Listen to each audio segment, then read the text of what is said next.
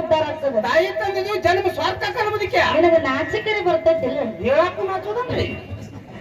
ತಾಯಿ ತಂದಿನ ಮನಿ ಬಿಟ್ಟು ಹೊರಗೆ ಹಾಕ್ಬೇಕಾಗ್ಯದ. ಹೌದ್ರಿಪ್ಪ. ಬಸವಣ್ಣ ಏನಿವ ತಾಯಿ ತಂದಿನ ಮನಿ ಬಿಟ್ಟು ಹೊರಗೆ ಹಾಕಿದ್ರ ಹೌದು ನಿಮ್ಮಂತ ಮಕ್ಕಳಿಗೆ ಏನು ಲಾಭ?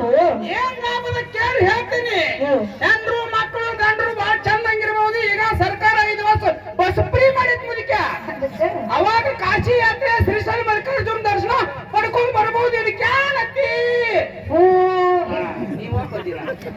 ಬಸವಣ್ಣ ಏನಿಪ್ಪ ಮನ್ಯಾಗ ದೇವ್ರಂತ ತಾಯಿ ತಂದಿನ ಮನಿ ಹೊರಗೆ ಹಾಕಿ ಅಕ್ಕಿ ನೀ ಕಾಶಿ ಯಾತ್ರಾ ಮಾಡಿದ್ರೆ ಭಗವಂತ ಒಲಿತಾನ? ಒಲಿವಲ್ಲನ್ರಿ. ಇಲ್ಲಿ ಇರ್ಕೊಂಡು ಅಲ್ಲಿ ತಕ್ಕ ಬಚ್ಚಾರ ಕುಣಿದಿರ್ತಾನ. ನಂದು ಒಬ್ಲೇ ರೀ. ನಾನು ಹಾಕಿದ ಬಸ್ ಫ್ರೀ ಐತ್ರಿ.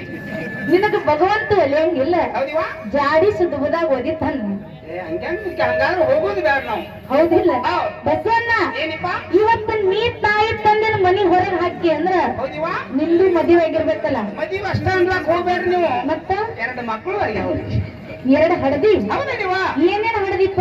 ಒಂದ್ ಹೆಣ್ಣು ಹಡದನ್ರಿ, ಒಂದ್ ಗಂಡ ಹಡದೇನಿ. ಅಂದ್ರ ಗಂಡು ಹುಟ್ಟ್ಯದ ಅನ್ನಂಗೈತೆ. ಹುಟ್ಟ್ಯಾನ ರಾಜಕುಮಾರ. ನೀ ಏನು ಹೆಣ್ಣು ಹಡದಿಯಲ್ಲ, ಹೆಣ್ಣು ಹುಡುಗಿದೇನ ಚಿಂತಿಲ್ಲ, ಏನು ಚಿಂತಿಲ್ಲ.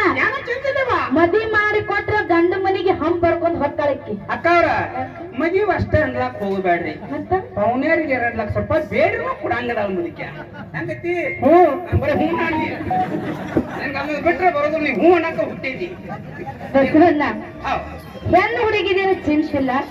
ಇನ್ನೇನ ಗಂಡು ಮಗನ ರಾಜಕುಮಾರ್ ನೇನ್ ಹಡದಿಯಲ್ಲ, ಅವ್ ಬರೀನ ಸಣ್ಣವದಾನ. ಅವನು ನಾಳೆ ದೊಡ್ಡವಾಗವ. ಅವಂಗೂ ಮದುವೆ ಮಾಡೋದು. ಅವನ ಮನಸ್ಸೊಳಗು ಹೆಂಡತಿ ಜೋಡಿ ಮಜಾ ಮಾಡ್ಬೇಕು, ಹೆಂಡತಿ ಜೋಡಿ ಕಾಶಿಗೆ ಹೋಗ್ಬೇಕು ಅನ್ನೋ ವಿಚಾರ ನಿನ್ನ ಮಗುಗೂ ಬರೋದೇ. ಯಾಕಂದ್ರ ಅಪ್ಪ ಗುಡಿ ಕಟ್ಟ್ಯಾನಂದ್ರ ಮಗ ಕಳಸ ಇಡವನೇ.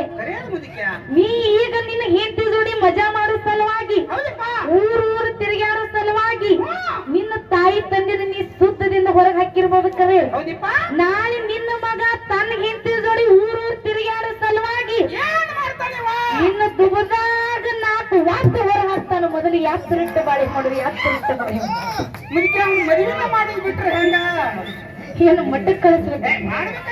ಬಸವಣ್ಣ ಯಾಕೆ ಈ ಮಾತು ಹೇಳಿದಪ್ಪ ಅಂತ ಕೇಳಿದ್ರ, ಇದು ಕಲಿಯುಗದ. ಈಗ ಮಾಡಿ ಹೀಗೆ ಉಣುದದ. ಬಲಗೈಲೆ ಮಾಡಿ ಎಡಗೈಲಿ ಉಣುವಂತ ಕಾಲ ಇದು ಕಲಿಯುಗದ.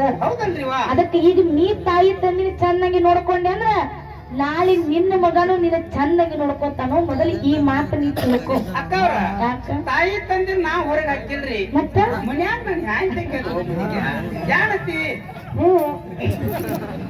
ನೀನ್ ಏನ್ ಹೊರಗೆ ಕೇಳ. ಇಲ್ಲಿ ಏನಮ್ಮ ಅಣ್ಣಗಳು ಕೂಡ್ಯಾರಲ್ಲ, ಎಲ್ಲಾ ನಮ್ಮ ಅಣ್ಣಗಳಿಗೆ ಕೈ ಮುಗಿದ ಒಂದು ಮಾತು ಏನ ನೆನಪು ಮಾಡಿ ಕೊಡೋದಪ್ಪ ಅಂತ ಕೇಳಿದ್ರು, ನೆನಪು ಮಾಡ್ಬೇಕತ್ರಿ. ನೀವು ಸಣ್ಣಾಗಿರ್ತಾಗ ನಿಮಗೂ ಹೊರಗೆ ತಿರುಗಾಡಕ್ಕೆ ಬರದಂತ ವಯಸ್ಸೊಳಗ ಆಗ ನಮ್ಮ ಅಪ್ಪ ಹೊರಗೆ ಬಜಾರ್ಕ್ ಹೋಗುವಂತ ಯಾಳೆ ಒಳಗ ನಮ್ಮ ಅಪ್ಪನ ಬೆನ್ನ ಹತ್ತಿ ಯಪ್ಪ ಯಪ್ಪ ನಾನು ಬರ್ತೀನಿ ಅಂತ ಹೇಳಿ ನಮ್ಮ ಅಪ್ಪನ ಬೆನ್ನ ಹತ್ತಿ ನೀವು ಹೊರಗೆ ಹೊಂಟುವಂತ ಯಾಳೆ ಒಳಗ ನಮ್ಮ ಅಪ್ಪ ಹೊಳಮಡಿ ಬಂದು ನಿಮ್ಮ ತಲೆ ಸವರಿ ನಿಮ್ಮನ್ನ ಸಮಾಧಾನ ಮಾಡಿ ಒಂದು ಮಾತು ಹೇಳ್ತಾನ. ಯಪ್ಪ ಕಂದ, ಯಪ್ಪ ಮಗನೇ, ನೀ ನನ್ನ ಬೆನ್ನ ಹತ್ತಿ ಹೊರಗೆ ಬರಾಕ್ ಹೋಗಬೇಡ. ಯಾಕಂದ್ರ ಹೊರಗ ಬಿಸಿಲು ಬಾಳದ, ಹೊರಗ ಬಿಸಿಲು ಬಾಳದ. ನೀನು ನೆತ್ತಿ ಸುಡ್ತದ, ಅಂಗಾಲಿಗೆ ಕಸರ ಹತ್ತದ. ನೀ ನನ್ನ ಬೆನ್ನ ಹತ್ತಿ ಹೊರಗೆ ಬರಾಕ್ ಹೋಗಬೇಡ. ನೀ ಮನ್ಯಾಗ ಕೂತಲ್ಲೇ ಏನ ಕೈ ಮಾಡಿ ಬೇಡ್ತಿ ಬೇಡು, ನಾನ್ ನಿನಗ ತಂದು ಕೊಡ್ತೀನಿ ಅಂತ ಹೇಳಿ ಹೆಂಗ ನಮ್ಮ ಅಪ್ಪ ನಿಮ್ಮನ್ನ ಬಾಯಾಂಗ ತೆಗೆದು ಬಾಯಾಗ ಹಾಕಿ, ಹೆಂಗ ಬಟ್ಟೆ ತನ್ನ ಬೆಟ್ಟದಟ್ಟ ಬೆಳೆಸಿ, ಹೆಂಗ ನಮ್ಮ ತಾಯಿ ತಂದಿ ನಿಮ್ಮನ್ನ ಸಣ್ಣಾಗಿರ್ತಾಗ ಜಾಕಿ ಜತನ ಮಾಡ್ಯಾರಲ್ಲ, ಈ ಅರು ನೀವು ಹಿಡಿಬೇಕಾಗ್ಯದ. ಈ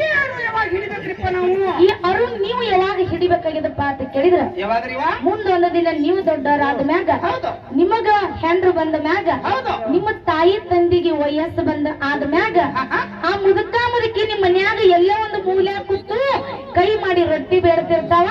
ನಿಮ್ಮ ತಾಯಿ ತಂದಿಗೆ ಹೊಟ್ಟೆ ತುಂಬ ಊಟಕ್ಕೆ ಹಾಕಿ, ನಿಮ್ಮ ತಾಯಿ ತಂದಿನ ಮುಪ್ಪಿನ ಕಾಲಕ್ಕ ಚೆನ್ನಾಗಿ ಜಾಕಿ ಜತನ ಮಾಡಿರತ್ತ ಕೈ ಮುಗಿದು ಕೇಳ್ತೀನಿ, ಕೈ ಮುಗಿದು ಕೇಳ್ತೀನಿ, ಕೈ ಮುಗಿದು ಕೇಳ್ತೀನಿ.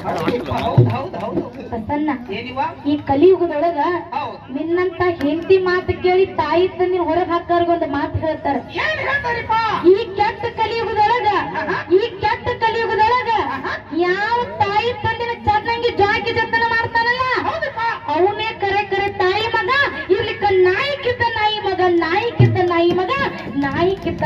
ಮಗ ಅಂತ ಹೇಳ್ತಾನ. ಇದಕ್ಕೆ ನೋಡು ಜ್ಞಾನಿಗಳು ಎಷ್ಟು ಚಂದ ಹೇಳ್ಯಾರು. ಏನಂತ? ತಾಯಿ ತಂದೆ ನೋಡ್ಕೊಂಡವ್ರು ತಾಯಿ ಮಕ್ಕಳತ್ತ, ಮತ್ತೆ ತಾಯಿ ತಂದೆ ಹೊರಗೆ ಹಾಕಿದವರು ಅವ್ರು ನಾಯಿ ಮಕ್ಕಳತ್ತ ಮುದಿಕ ಹಂಗಾರ. ಇದ್ರಾಗ ಒಂದು ಸಂಶಯ ಬರ್ತದ ನನಗ, ಬಹುಶಃ ನಾನು ಹ್ಯಾಂಗ ನಾಯಿ ಜ್ಞಾನತಿ ಮುದಿಕ ಬಸವಣ್ಣ. ಏನಿಪ್ಪ ಈಗ ನಿನ್ಗೇನು ಸಂಶಯ ಬಂದದಲ್ಲ, ಹೌದು ಅಕ್ಕೇನ ತಾಯಿ ಮಗಳು ನಾಯಿ ಮಗಳು ಅಂತ ನಾ ಹೇಳಂಗಿಲ್ಲ. ಇಲ್ಲ ನಮ್ಮ ಕಾಕ ಅದಲ್ಲ ಅವ್ನು ಹೇಳ್ತಾನೆ. ಅವ್ ಮುತ್ತನ ಕಡೆ ಹೋಗೋದು ಬೇಡ ನಾವು. ಹಂಗ ಹೇಳಂಗಿಲ್ಲ, ಹೌದು. ವ್ಯಕ್ತಿಯಾಗಿರ್ತ ಹೇಳ್ತಾನೆ. ಅದಕ್ಕ ಜಗತ್ತಿನೊಳಗ ತಾಯಿ ತಂದೆಗಿಂತ ಹೆಚ್ಚಿನ ದೇವರು ಯಾರು ಇಲ್ಲ. ಯಾರು ಇಲ್ಲಿವಾ? ಇವತ್ತು ಬೀರ ದೇವರ ಮಾಳಿಂಗರಾಯ ಅಮೋಘ ಸಿದ್ಧನ ಗುಡಿಗೆ ಬಂದು ನಾವು ಸೇವೆ ಮಾಡ್ಬೇಕನ್ನೋಂತ ಹರಕತ್ತೇನಿಲ್ಲ. ಮತ್ತೆ ಯಾರು ಸೇವೆ ಮಾಡಿದ್ರು ಸಿಗ್ತದ್ರಿ ಇವ ಪುಣ್ಯ? ಮನ್ಯಾಗಿರುವಂತ ತಾಯಿ ತಂದೆ ಸೇವೆ ಮಾಡಿದ್ರೆ ಅಂದ್ರೆ ಹೌದು. ಅವರು ಒಂದ್ ಸಲ ನಮಗೆ ಮನಸ್ಪೂರ್ವಕವಾಗಿ ಆಶೀರ್ವಾದ ಮಾಡಿದ್ದಕ್ಕನೆ ಇತ್ತಂದ್ರ ಹೌದಿಪ್ಪ? 7 ಜನ್ಮದಕ್ಕೂ ಕೂಡ ಪುಣ್ಯದ ಫಲ ನಮ್ಮ ಬೆನ್ನಿಗೆ ಇರ್ತೈತಿ ಅಂತ ತಾಯಿ ತಂದೆನ ನೋಡ್ಕೊಲಿಕ್ಕೆ ಏನಂತಲ್ಲ, ತಾಯಿ ತಂದೆಗೆ ಪ್ರೀತಿ ಸೇರಿ